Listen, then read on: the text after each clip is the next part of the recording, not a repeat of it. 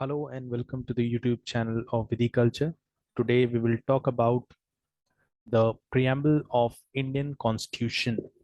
So this is very important session with respect to all the entrance examinations of either it is law or general examination, because in almost all the the competitive examinations the Indian Constitution has been asked, and preamble is something which is very basic to it.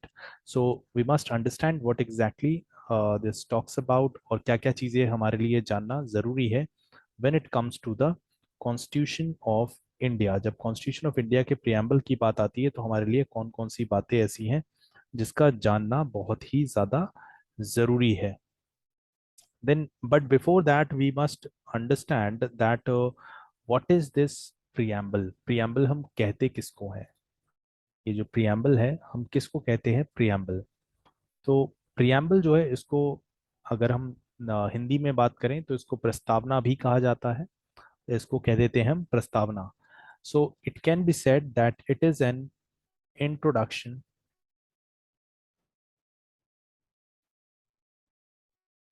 or a preface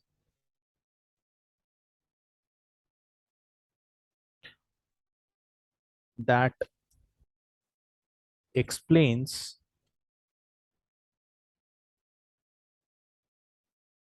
its purpose. ठीक है. तो it's a kind of introduction और a preface that actually explains the purpose of the constitution, that what is the purpose of this constitution. Constitution बनाने का हमारा क्या मकसद है, that we see under this कि भाई क्या इसका पर्पस है, क्यों इसको बनाया गया है. ये सभी बातें अगर आप देखेंगे तो ये आपकी प्रियम्बल के अंदर गिवन है. तो इफ यू टॉक अबाउट तो ये आया कहाँ से इसकी शुरुआत हुई, तो अगर मैं बता दूं कि ये जो कॉन्स्टिट्यूशन में ऐड हुआ तो it was added in the last when the whole constitution was made.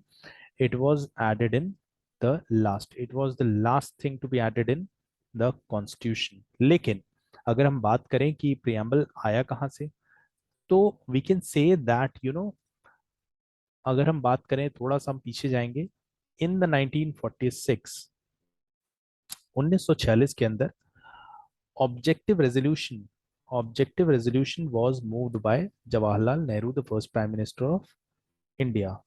Objective resolution was moved by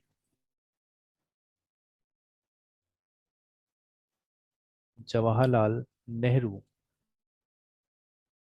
which described the constitutional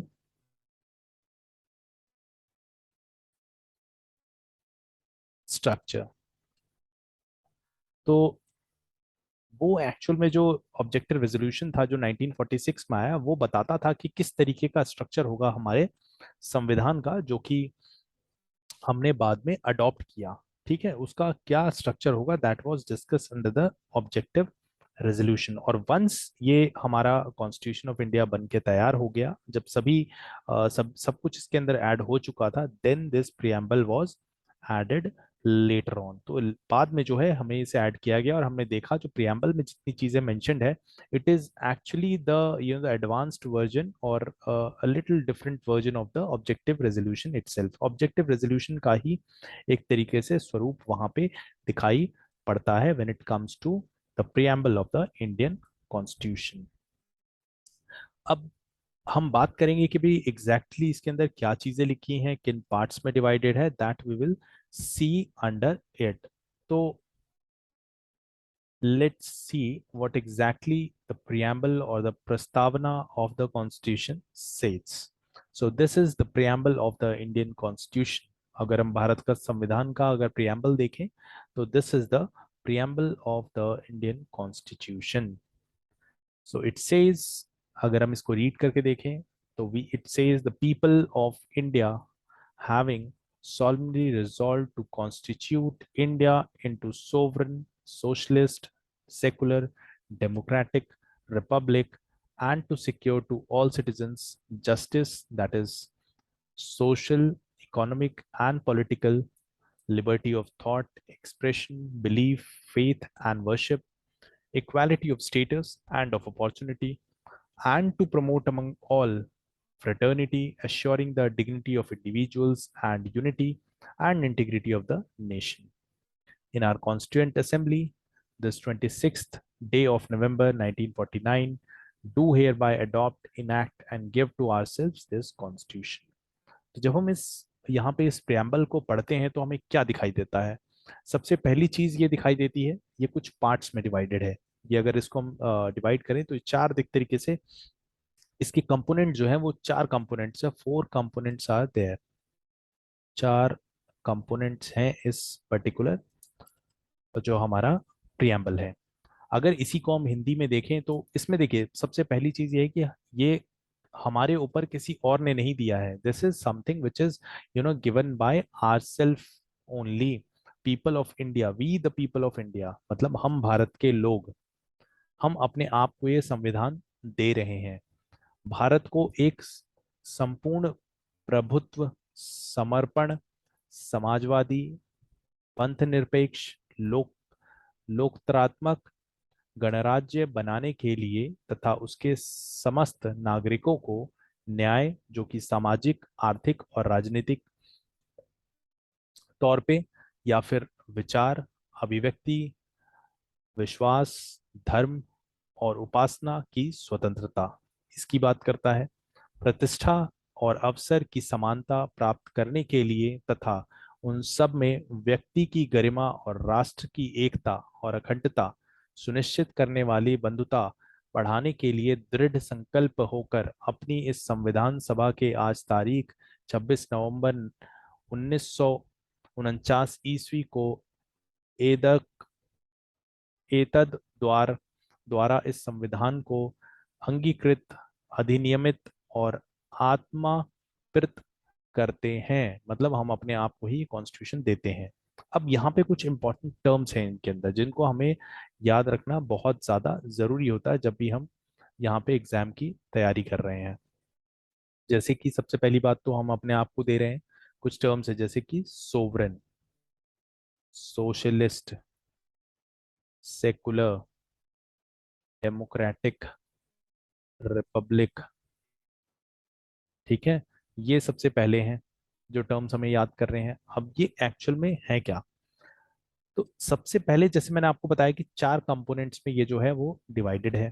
तो हम देखेंगे कि भाई पहला जो कंपोनेंट है ये इस बात की तरफ इशारा करता है कि भाई संविधान के अधिकार का स्रोत भारत के लोगों के साथ ही है। कि भाई पहला जो बात है जो कही जाती है इसके अंदर, that it is the people, it is the people जो अधिकारों का स्रोत है। जो अधिकार इस संविधान के अंदर जो भी दिए गए हैं, जिसको भी दिए गए हैं, वो कौन दे रहा है? It is actually the people of India who is giving this power. ठीक है। देन दूसरी चीज जो बात करता है वो बात करता है कि भाई एक घोषणा करता है एक तरीके की। It is a kind of announcement, these are nothing but announcements,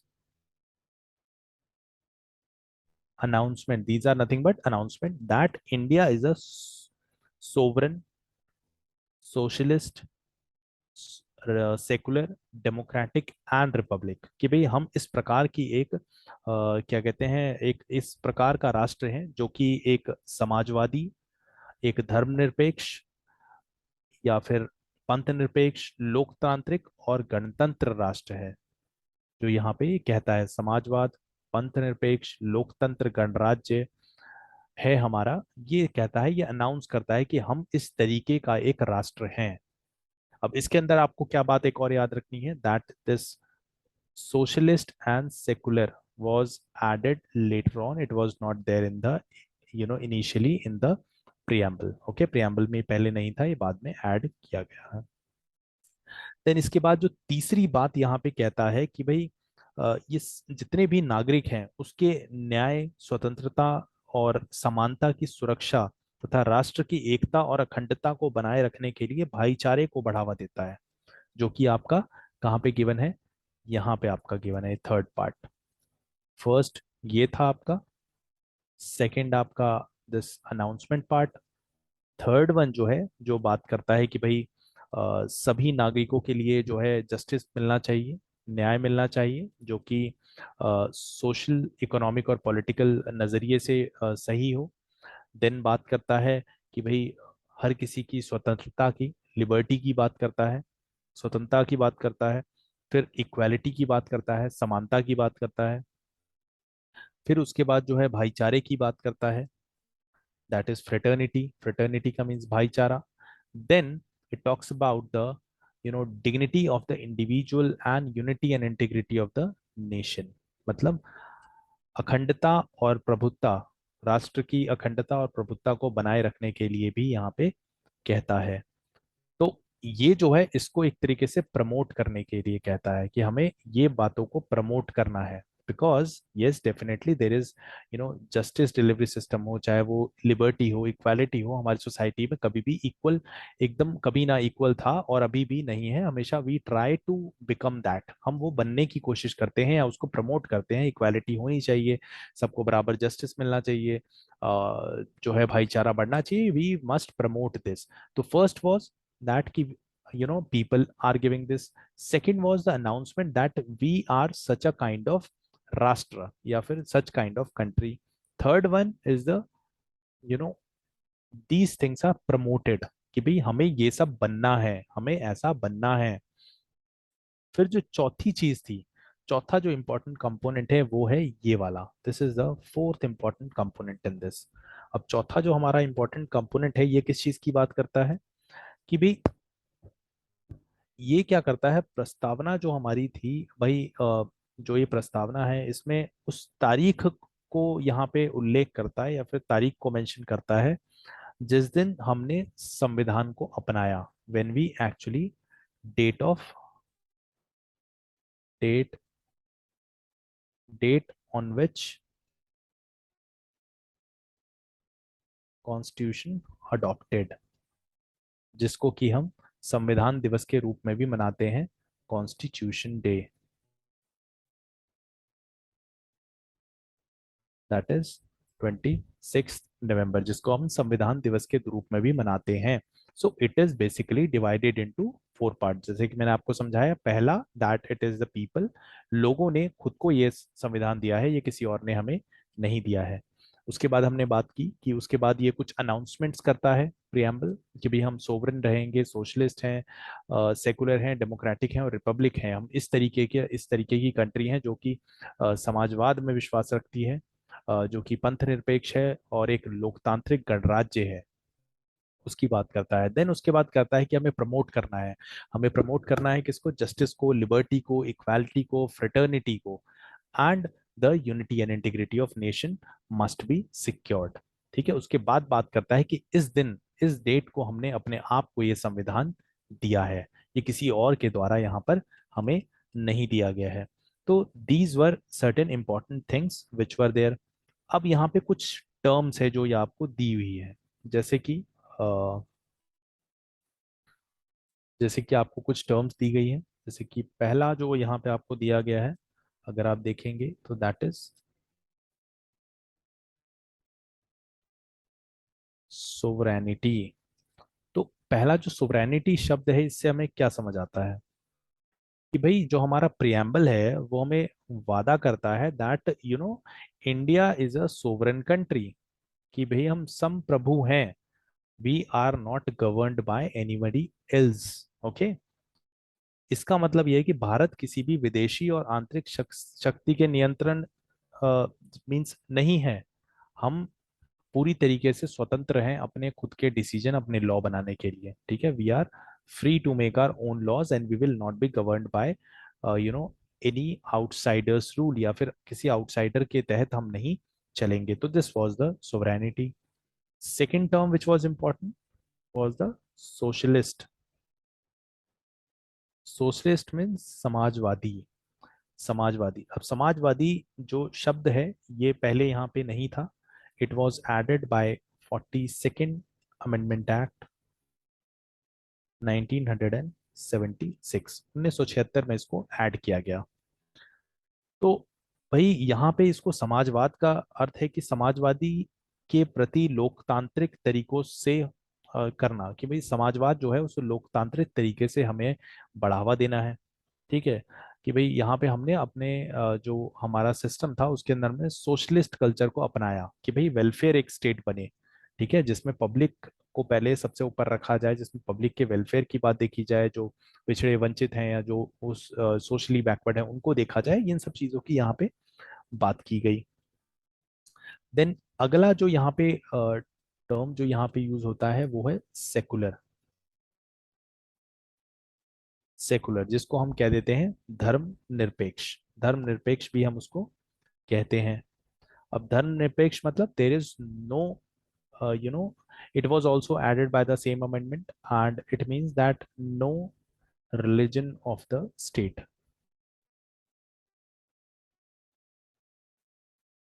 state का कोई भी रिलीजन नहीं होगा।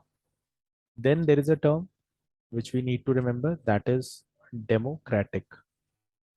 so these two were added later on। democratic,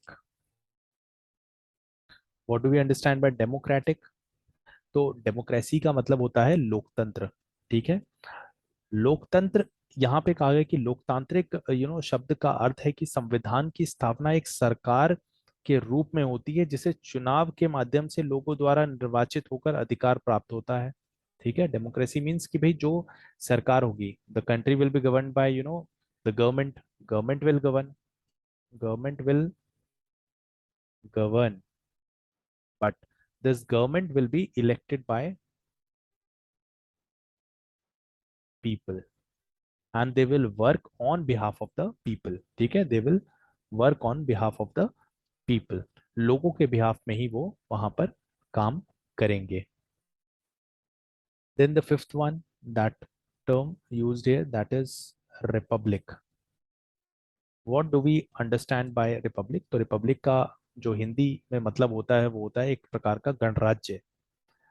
गणराज्य का मतलब एक गणतंत्र अथवा एक एक गणराज्य जो है। तो एक तरीके से होता क्या है कि भाई जैसे कि मान लीजिए भारत के राष्ट्रपति को लोगों द्वारा यू नो परोक्ष रूप से चुना जाता है, मतलब इनडायरेक्टली चुना जाता है, जिसका अर्थ कि संसद और राज्य विधानसभाओं में अपने प्रतिनिधियों के माध्यम से है। कि भाई यहाँ पे जो है हम जो राष्ट्रपति है, we do not elect the president directly, but president is elected indirectly।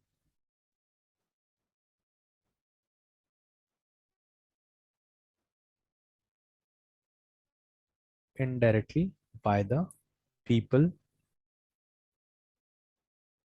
through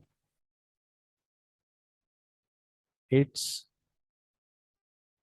representatives, and he is the head of the state।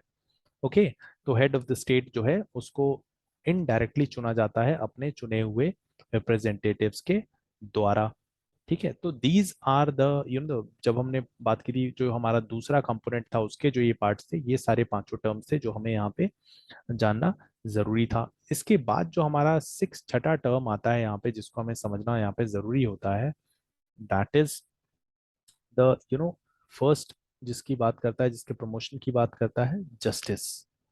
ठीक है, जस्टिस की बात करता है, ये कहता है कि भी हमें जस्टिस देना है, चाहे वो सामाजिक तौर पे, आर्थिक तौर पे, या फिर राजनीतिक, सोशो इकोनॉमिक एंड पॉलिटिकल, सभी तरीके से हमें यहाँ पे जस्टिस सभी को प्रोवाइड करना है, प्रमोट करना है।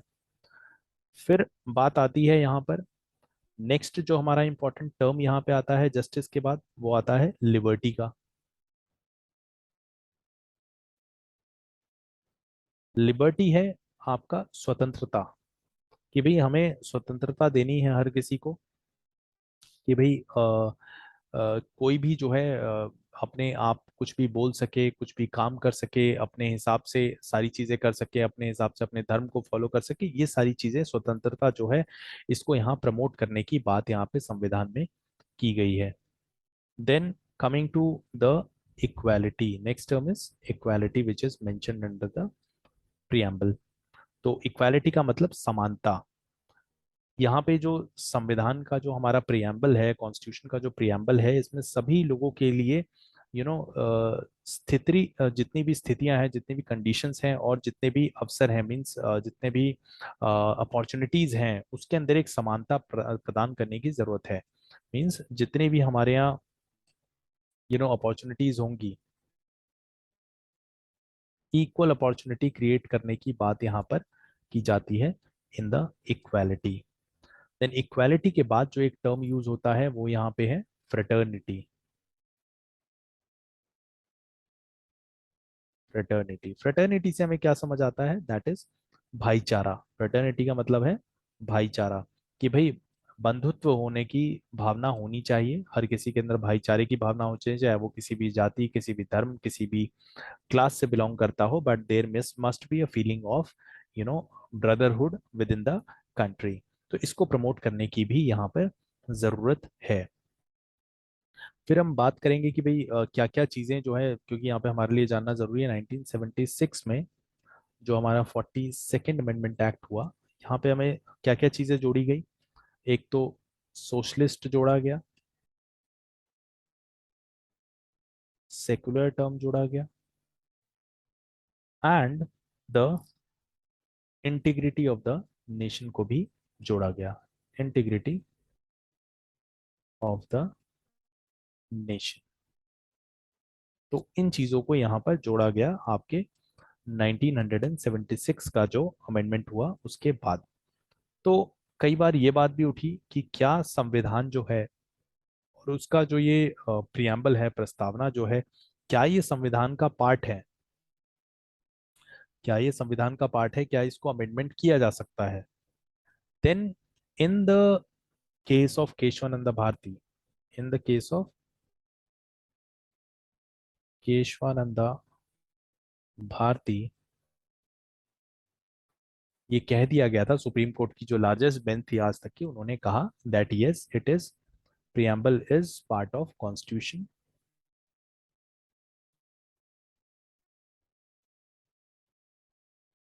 कॉन्स्टिट्यूशन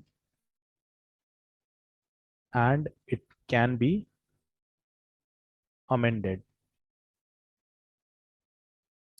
सो इसी के अंदर वहां पे बेसिक स्ट्रक्चर डॉक्ट्रिन भी आया कि आप कुछ भी बदल सकते हैं, बदलने को आप प्रियम्बल बदल दें, बदलने को आप कोई भी पार्ट बदल दें, लेकिन जो एक मूल भावना है जो संविधान की, वो वहां पर कहीं से भी खंडित नहीं होनी चाहिए, उसमें कोई भी बदलाव नहीं आना चाहिए। अदरवाइज आप जो है किसी भी पार्ट को जो है बदल सकते हैं under the power given under the constitution. जो कॉन्स्टिट्यूशन संविधान में आपको पावर दी गई है उसके अंदर आप उसके अंतर्गत, जैसे कि आपका अमेंडमेंट का प्रोविजन कहाँ दिया गया है आपका 370 और 368, आर्टिकल 368 के अंदर आपका प्रोविजन यहाँ पे दिया हुआ है सभी प्रकार के अमेंडमेंट्स का। तो यहाँ पे आप उस तरीके से कुछ भी कर सकते हैं अमेंडमेंट, लेकिन यहाँ पे बेसिक स्ट्रक्चर को आपको मद्देनजर रखना पड़ेगा। Then there are sometimes they may ask you certain questions, like कि कुछ चीजें पूछी जा सकती है आपसे, जैसे कि क्या पूछा जा सकता है आपसे? आपसे ये पूछा जा सकता है कि is preamble a part of constitution. अगर मान लीजिए आपसे पूछ लिया गया कि is the preamble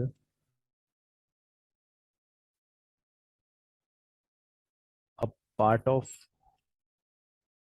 constitution, then you have to say yes, it is part of the constitution as it is said in the Kesavananda Bharati case. Okay, Kesavananda Bharati में इसको यहाँ पे ऐसा सुप्रीम कोर्ट ने भी माना। देन आपसे ये भी पूछा जा सकता है कि भाई who wrote this constitution, who wrote this preamble,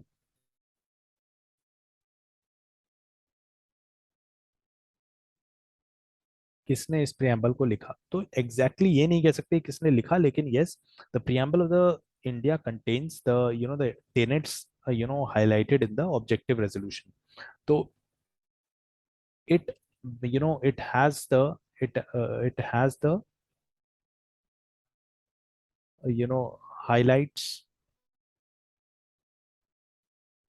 of the objective resolution के यहाँ पे जो है जो भी वहाँ के हाईलाइट थे वो यहाँ इसमें जरूर दिखाई देते हैं। देन तीसरा अगर हम बात करें तो पूछा जा सकता है how many preamble does the Indian constitution have? How many preamble तो yes it is only one preamble for a constitution. तो कॉन्स्टिट्यूशन का एक ही प्रियम्बल है हमारा। Then why do we need a preamble? Then why do we need a preamble? Preamble की जरूरत आखिर पड़ती क्यों है? तो जैसा कि मैंने आपको पहले भी डेफिनेशन बताया था इसका प्रियम्बल का, it basically provides the fundamental values, fundamental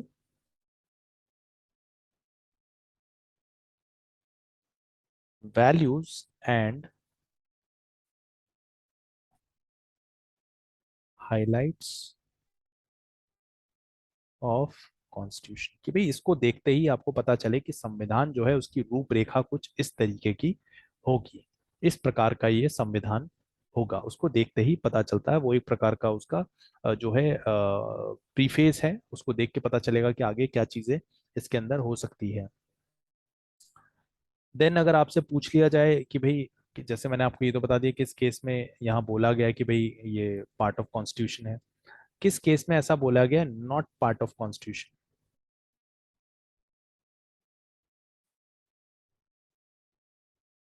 ऐसा किसमें कहा गया था? Then it was said in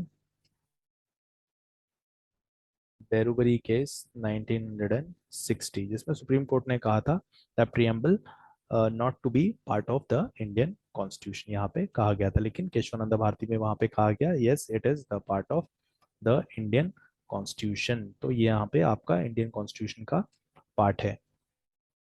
So these were certain things that you must know about the constitution when you are going to appear in the any of the examination in which this constitution is coming. So definitely it will help you out a lot, because I have covered almost everything which is there in the the preamble से related लगभग सभी चीजों को हमने यहाँ पे cover किया, and I have also shown you the Hindi and English version of this, and I have divided it into the four parts, and I have explained you ki what are these four parts into which it is divided. That is the first one with respect to the people, that it has been given by the people. Then second, there are certain announcements that this kind of country this is. Then the third one, the things which we need to promote, and the fourth thing, the date of the enactment, in which the date of the adoption, on that day we enacted and adopted the constitution and given ourselves this constitution. So I hope you all have got an idea about the kind of question that can be asked and what exactly this preamble means.